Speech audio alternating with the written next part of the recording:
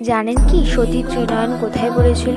সতীর পিতা দক্ষের অমতে বিবাহ করেছিলেন মহাদেবকে। তখন প্রতিশোধ নিতে রাজা দক্ষ মরিয়া হয়ে ওঠে এবং একটি যজ্ঞের আয়োজন করে।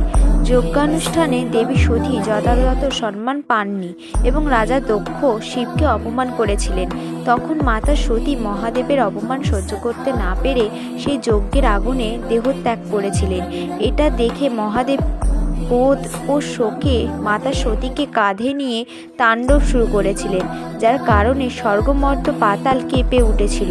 তখন সৃষ্টির রক্ষার জন্য এবং মহাদেবের ক্রোধ ও শোককে শান্ত করার জন্য ভগবান বিষ্ণু মাতা সতীর দেহকে সুদর্শন চক্রের দ্বারা 51টি খণ্ড করেছিলেন।